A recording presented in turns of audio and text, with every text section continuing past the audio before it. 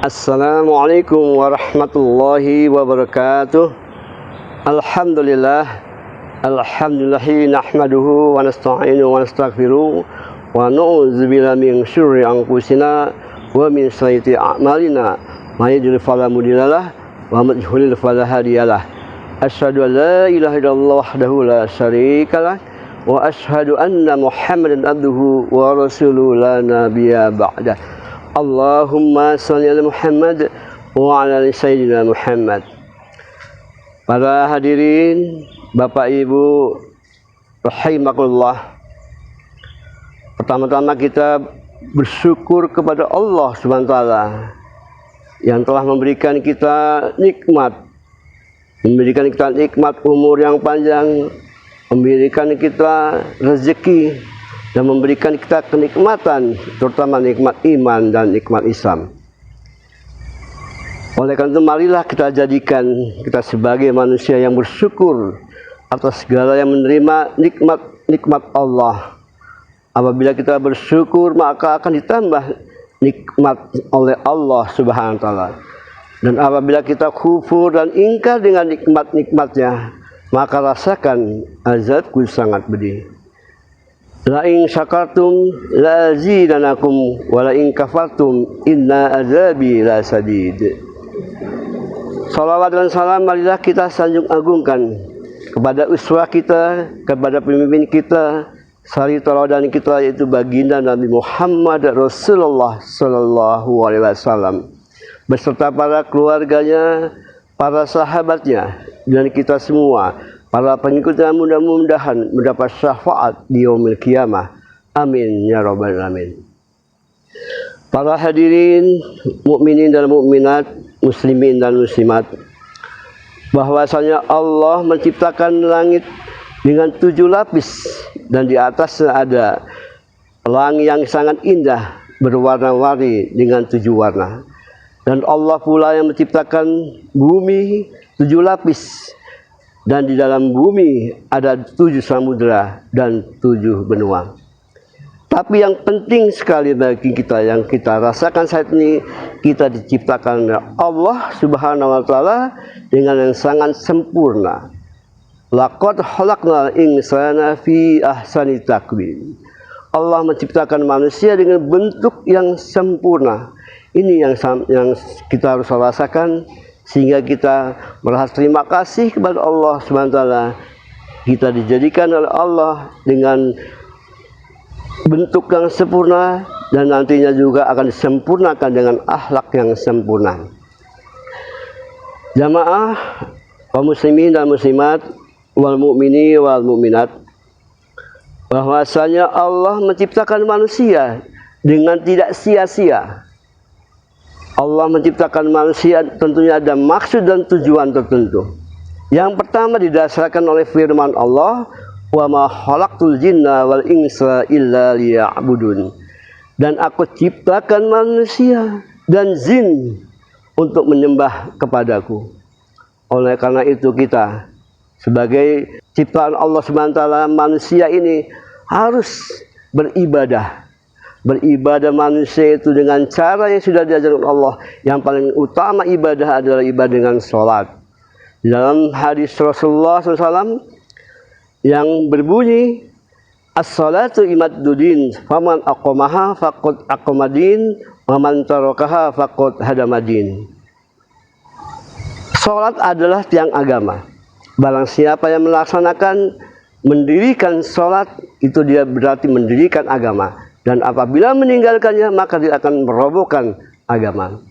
Itu dasar kita sebagai manusia diciptakan oleh Allah untuk menyembah dengan cara kita melakukan sholat. Yang kedua, kaum muslimin dan muslimat rahimakumullah, Allah menciptakan manusia itu sebagai khalifah di atas bumi. Maka dengan adanya kita sebagai khalifah, maka kita akan mengatur, mengelola alam ini dengan tuntunan-tuntunannya, dengan sunnah-sunnahnya Rasulullah yang diberikan oleh Rasulullah SAW, menjadikan contoh kita bagaimana cara mengelola alam ini. Jangan sampai kita merusaknya. Apabila kita sampai merusaknya, maka akan punahlah alam ini. Nah hadirin, dia dasarkan dengan di dalam surah Al-Baqarah Allah berfirman, a'udzubillahi minasyaitonirrajim, wa idz qala rabbuka lil malaikati inni ja'ilul khalifatul fil ard.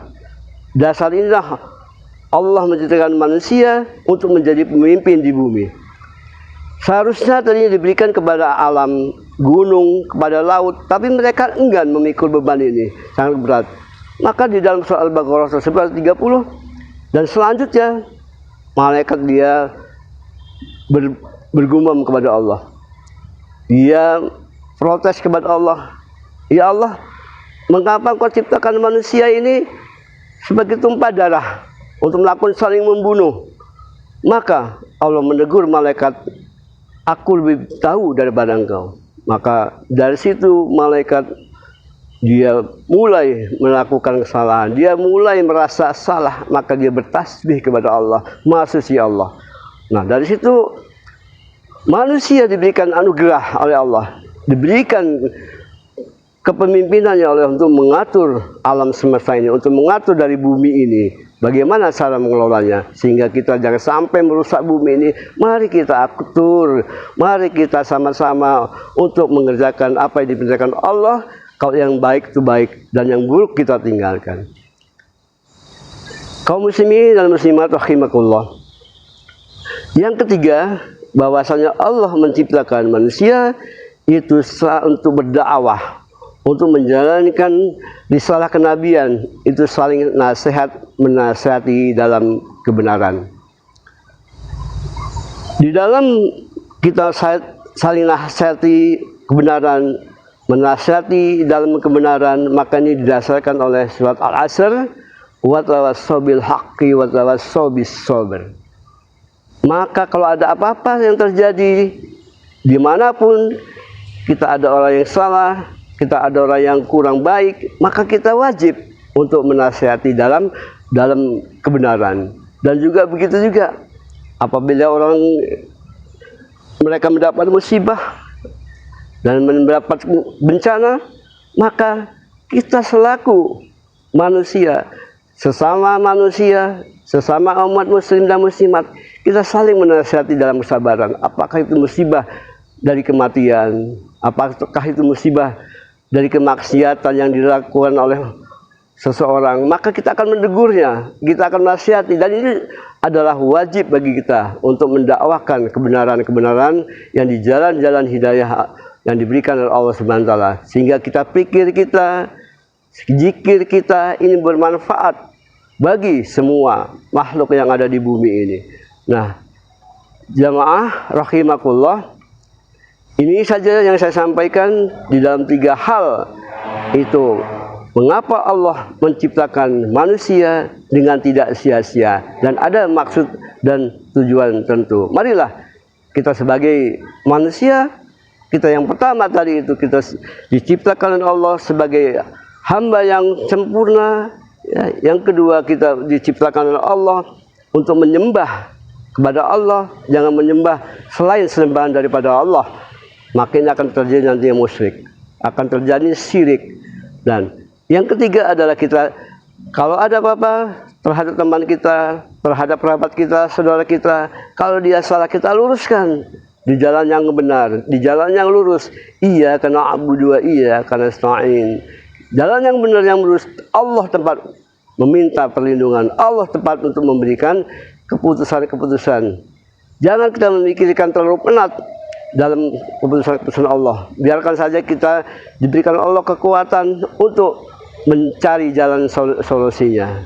Ya, itu saja yang saya sampaikan. Mudah-mudahan ini bermanfaat bagi kita semuanya. Dan saya Rihi billahi taufiq wal hidayah. Wassalamualaikum warahmatullahi wabarakatuh. Wassalamualaikum warahmatullahi wabarakatuh.